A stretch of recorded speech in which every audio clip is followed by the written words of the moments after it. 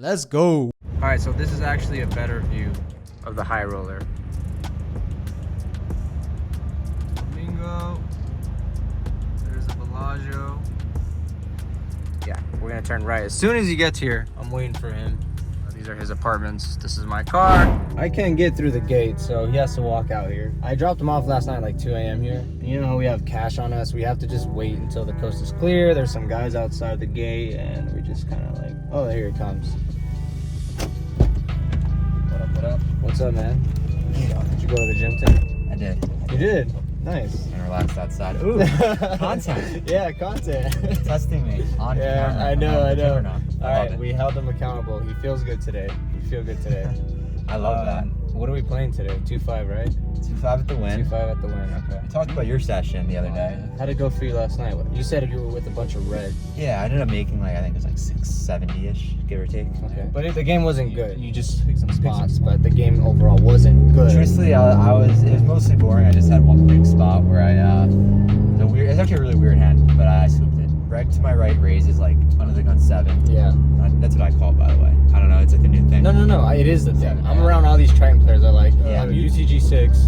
It makes so much sense. 610. Yeah. So much sense. The old way was so I never, like, I've been playing poker for years, and under the gun +1 never made sense to me. It doesn't tell you anything, any information. I see.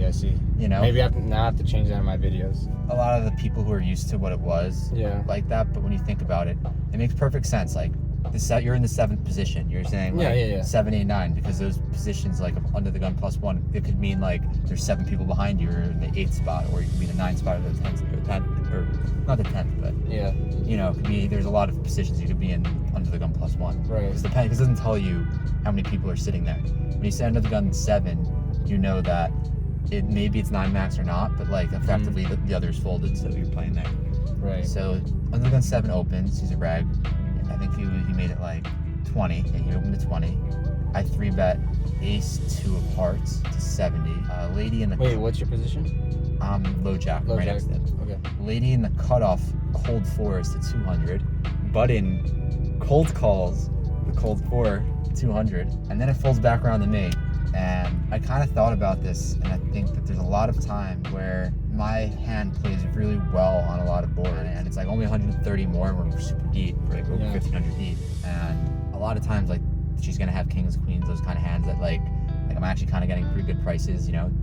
Like, she's not gonna have ace like 5 suited where she's screwing me on a board. Right. Maybe ace king or ace queen for both of them. But I kind of thought like a lot of times they both have like pairs, and my ace could be good. Yeah. So I call, and the flop came ace, king, 3, rainbow. It checks through. Oh, okay. Turn comes the king. Oh, okay. I check. You have no kicker, okay. I check. The lady who called 4 checks again. Jeez. So now I know she's got queens or jacks. Right. Which makes it really nice. Like, she would have seen bet if she had any sort of like ace king-ish kind of hand, or king's ace. Is this that lady I told you about? C3? No, it wasn't that. Oh, okay. I know which other lady it was. I know. Yeah. So she checks, and then the button who called the cold 4 from the button. He bets 225. So I can't go anywhere now. Yeah. Like, I definitely for sure have to call the 1 street and reevaluate the river. I'm betting like a 3rd pot. I call, she folds, so it's like good news, basically. Then the river can't come to jack, which I'm actually very happy about, because I feel like that might have brought in a chop. That's what I was kind of thinking. Like, he might have had like ace jack suited. Ace 7 or ace jack, random. Ace jack's a chop. Ace king jack board. Yeah. If he has ace jack, we both had a pair of aces with a pair of kings and the jack kicker. So I kind of thought we're chopping a lot of times. Yeah. And sometimes he has ace queen. But I was a little bit worried that he had pocket jacks. But that was possible. He also just had like 10s or 9s, or trying to take it down. Maybe he had queens and she had jacks and folded jacks. And you know, I could have looked for her face for that. So what happened? It just goes check, and I show my ace deuce, and it's good. He just doesn't show. Jeez. And I just knew, and I guess that does sound like a good game though, then. That one. I mean, that one. I mean, at the end of the day, thinking about what in terms of exploit. Think about what they had though. Like, they probably had like queens, jacks, 10s, 9s, where they're just not full. Like, you know, it's not like 8-7 suited for these cold 4s. No. You know what I mean? No. They just had good hands with bad boards, and then they got in a multi-way, and they got scared to like barrel. Yeah. I mean, if this lady barrels 3 streets, you know, like, she's mostly taking it down. Yeah. You know, but even 2 streets. GG. Yeah. I mean, that was really the hand that just put me like where I was, and not really much else happened that session. I did run a bluff. So we're making our way to the Win Poker Room. Remember to park at the Encore, not the Win. The poker room's at the Encore side. The Win is one of the best poker rooms in Vegas. It's one of my favorite. They have great events, great staff, and they also let me vlog, so that's a plus. So we buy in for $800 at the 2-5 table. This is a deep game. It's a $1,500 max, but I'm comfortable with buying in for $800. Sometimes I do buy in the max, sometimes 1,000 is just fine for me. Anyway, we buy in for 800, and the first couple of hands we did not record, and we actually took some hits, but we'll be all right. So for our first hand, we have pocket nines in the middle position. We open to $20, and then the hijack over there makes it 60 to go. So he puts in that 3-bet. We're of course going to make the call. We go heads up to the flop. Flop comes 10 high. It's a relatively decent board for our hand, as we are still ahead of any ace kings, king queens, king jacks of the world. So when we check to him, he actually checks it back. So we see a turn. It's the 3 of clubs. It's a blank. So we're going to start going for value, targeting some of those hands, as I said. And so I put in $60. He does make the call, and the river is a deuce of spades. Again, another blank. I think we have the best hand here. I don't think he's ever checking ace 10 or just a pair of 10s in general, or pair of jacks, etc. So I think we're ahead here, and he's gonna have a hand like ace high. I want to go for some thin value, so I put in $75, and he thinks about it for a while before making the call. And we show our pocket nines, and he accidentally flips over a king. He meant to muck his hand, so of course putting him on ace king there, and we get some thin value. For this next hand, even though I'm a new player at the table, I could spot a euro whenever I see one, and there was one that sat down right after me, and he's gonna open to $15 here, and middle position calls. When I look down at queen 10 offsuit, I'm gonna elect to call here. Not the greatest hand, but I do want to see a flop, and we go 5 ways, and we see that we flop trip 10s. And again, this euro I'm playing cautious against. He's gonna c-bet to $25. When middle position calls, I'm of course gonna raise it up. Let's build this pot now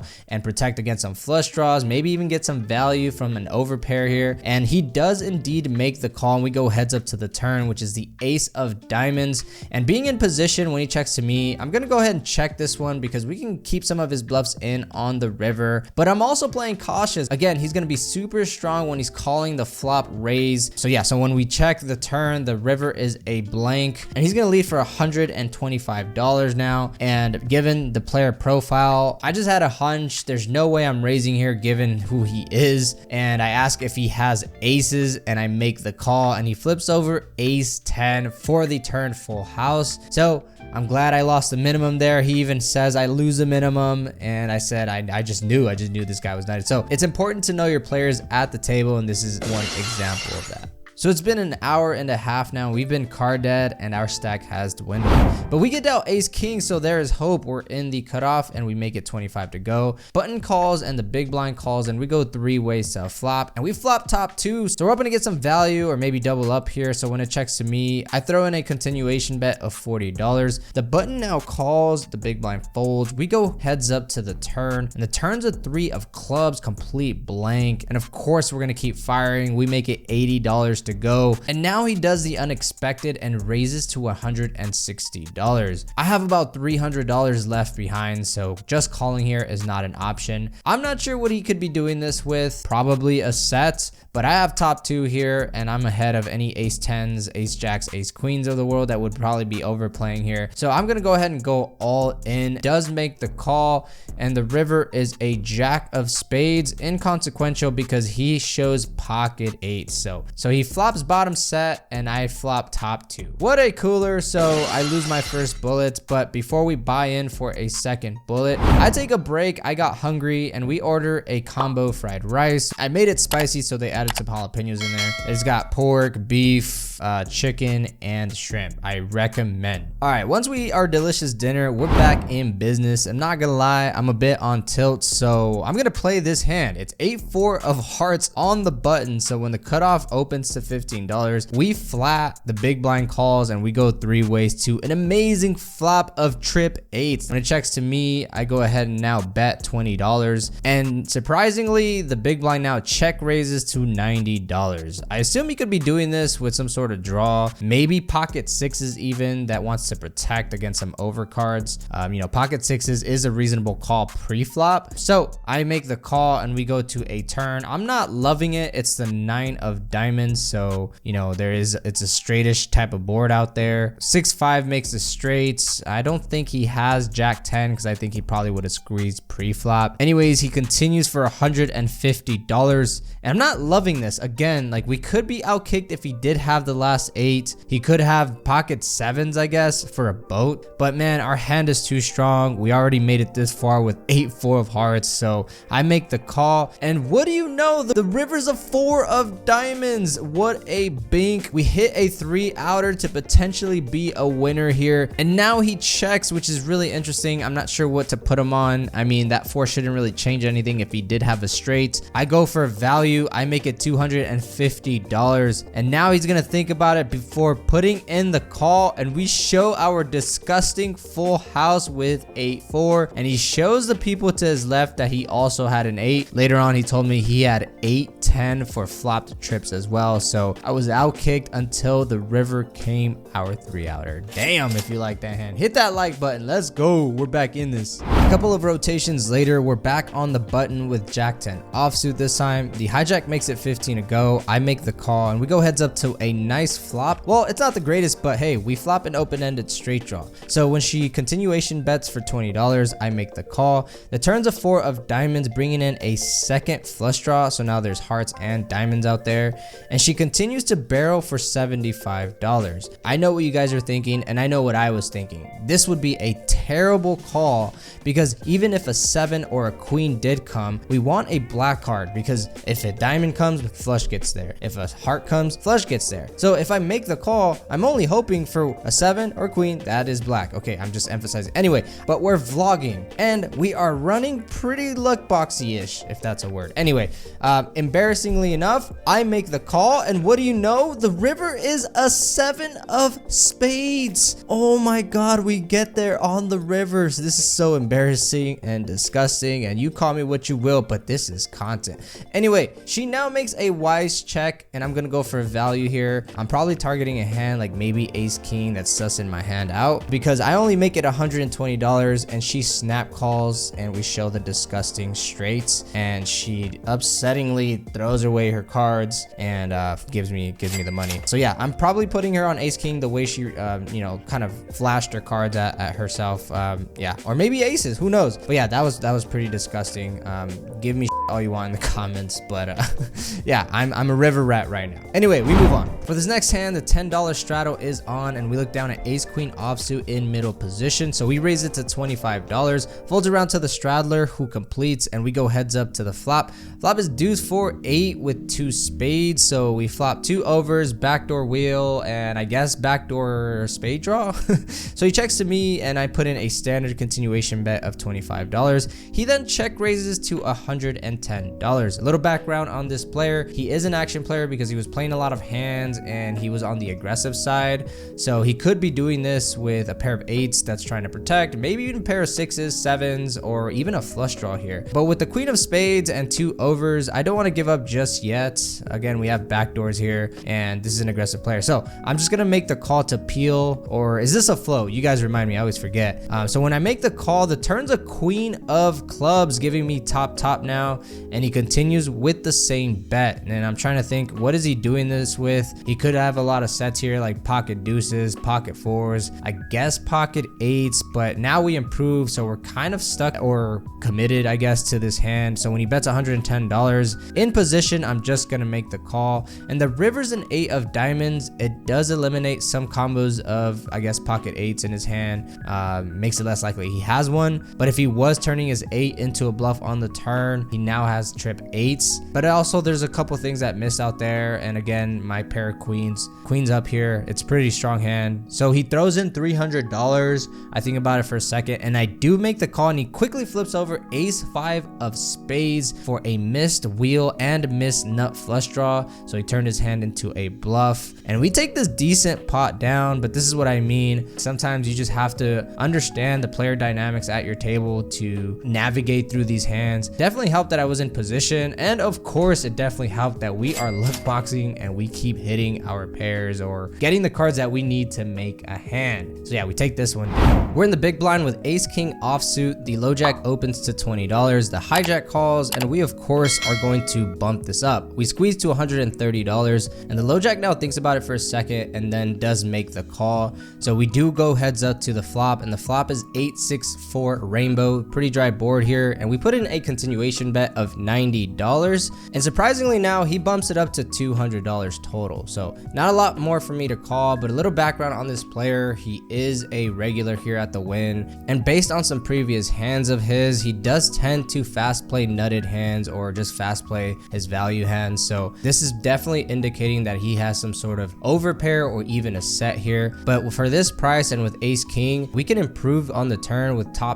We can even choose to bluff on later streets, so I don't want to give up just yet. So I do make the call, and we go to the turn, which is the deuce of diamonds, bringing in a backdoor diamond draw. That shouldn't really change anything given the action. So when I check to him, he actually now checks back, and we see a free river, which is the 8 of hearts pairing the board. Eliminates some combos of pocket 8s or even ace 8 now. I don't know if he's ever calling a 3-bet pre-flop with a hand like ace 8, but anyway, we're both repping over pairs here. I definitely am repping aces or kings, as I would play aces or kings the same exact way. We even have blockers to it, so I throw in a bet of $400 now, get him to fold any better hands obviously, and unfortunately he thinks about it for a second and does make the call, and we show our bluff with ace high, and he turns over pocket jack. So this bluff's not going to get through. Well played on his end, and yeah, this is a hand that didn't get through, and I got sticky on the flop. Not sure if you guys would fold that raise with ace king there. If he makes it a little bigger there, I'd probably fold, but let me know how you guys would have played that hand. And yeah, we lose this pot and we move on to the next one. If you think I was being sticky in that previous hand, we'll check this one out. We have ace jack offsuit, first to act, we open to $20. Now the middle position over there makes it 80 to go. This player's a reg, he's pretty solid, and he usually gets involved when he does have a real hand, so I have to play cautious against him. But with ace jack offsuit here out of position, I know I'm probably not ahead, but I'm not in a folding mood, as you guys can tell. So I'm gonna fight, and I'm just gonna put in the call, and we go heads up to the flop, and the flop comes pretty dry. It comes deuce 10-3 rainbow, and we check our ace high here, and he does put in a continuation bet of $100. I know 90% of you will probably fold here. I'm gonna put in one more call here and see if we can improve on the turn, and that happens when we turn the ace of spades. We do check to him, and he does continue to barrel for $125. An experienced player knows that this card favors the pre-flop aggressor's range, so it makes sense for him to bet on this card with any hand he has, but little does he know that I have now improved to top pair. So when he puts in 125, we make the call with our pair now, and we go to the river, which is a 5 of diamonds. No flush out there. I mean, there's a potential straight, but I mean, given our ranges and the action pre-flop, I don't think either of us have to worry about that. But anyway, I check with the intention to call, and he does end up thinking about it for a while before he checks back, and we flip over, which I'm gonna assume is the best hand, because I think he definitely goes for value if he did have a hand like ace queen, ace king, or even the same hand like ace jack. He asks if it's ace jack, almost in disbelief. He mucks his hand upsettingly, and we're gonna take this pot down. Yeah, we got lucky there. I'm not sure what hand he had. Maybe he had a bluff like king high, maybe some sort of middle pair. He doesn't have ace 10 obviously. Maybe pocket kings, maybe pocket queens, I guess. Yeah, let me know what you think he had. What's the saying? I'd rather be lucky than good. Yeah, that's what's going on in this hand, or even in this vlog really. And we move on. One of the last hands of the night, we pick up 2 blackjacks in the small blind. The cutoff makes it 15 to go, and we of course 3-bet to $55. And now the big blind cold 4-bets to $175. This player is a regular here. He's been coming here for 5 years. As he told me, he's a cool guy. His name's John. He likes to get involved. He likes to look for those good tables, and he gets aggressive sometimes, and I have not played much against him in this session, and he just moved to my left, so I took that personal. So when the cutoff folds, I do make the call as our hand is too strong to just fold here, and we go to a queen high flop. It's a rainbow board, and we could still potentially be ahead of a hand like ace king. So when we check to him, he puts in a continuation bet of $200. Queen high, I'm not loving it, but we are still ahead of potential ace king that will be putting in a standard continuation bet. A lot of 4-betting ranges are going to put in a standard continuation bet on a lot of boards, and because I know this and I also know that we are ahead of a hand like ace king, I do make the call. Now the turn's a 9 of spades, bringing in a backdoor spade draw, and when I check to him, interestingly enough, now he does check back. So we're going to see a free river, hoping for a clean one, or even a 10 would give us a straight here, and the 10 of clubs does come on the river, so we get lucky runner, and we have a straight now. I do think we have the best hand, and if he did have a hand like maybe pocket kings that he would check on the turn with, I don't know if he ever would, but we want to get value. Not sure what we're targeting though, so put in $400, and he snap folds, so I'm gonna assume he had a hand like ace king there, and we take this nice pot down. This next hand is a doozy. We have ace king of hearts on the button. We have a new player from Germany. I know this because I played with him the night before. He's into the under the gun, and he opens to $15, so we're gonna put in a mandatory 3-bet of $50. He then thinks about it for a moment and decides that that's not enough, and he's gonna go ahead and 4-bet to $150. Not a huge price, and we are in position. He's definitely repping a pair here, and we are probably behind, but he's 1k effective, and I'm honestly just trying to play for stacks with this hand. If he was deeper, sure, I could just call in position and go from there, but I get frisky and I decide to 5-bet to $475. He then thinks about it for a second, shuffles his chips before 6-betting all in for his 1k stack. I have not played a 6-bet pot ever, I think, and I know we're behind, so but at this point we're gambling, and we go to the run out, which is 10 queen ace. We have top here with Broadway draw as well. The turn and river are clean, and we show our pair of aces, and he ends up showing pocket kings. 2 black kings there. Unfortunately for him, the ace came. They don't call that hand ace magnets for no reason, and so we're gonna go ahead and stack him. We do cover, and we can win this huge pot. After this, everyone was joking that I'm supposed to fold against a 6-bet there. 1k effective stack there is not a lot, and I got married to this nice ace king of hearts. And this clip you guys are looking at is the last hand of the night, which I didn't record, fortunately, but I did get when the dealer was counting the chips. Essentially what happened is we went 3 ways to a flop. I had pocket queens. The pre-flop aggressor had pocket 10s. He flopped a set of 10s. I flopped top set. I raised on the flop, and he jams all in as a 3-bet for about $1,300 effective, and we did cover him. We snap called, and yeah, we show the pocket queens. He showed the pocket 10. So the dealer's making the count here, shipping it all the way to us. This is a good amount of chip porn here. I hope you guys are enjoying that. But yeah, that was the last hand of the night. We are in for about $1,400, and we cash out for about $2,800. So yeah, what a fun night. We definitely fought, got lucky in some spots, but the most important thing here is we finally got a vlog in. So now it's time to take Brandon home, and let's see how he did.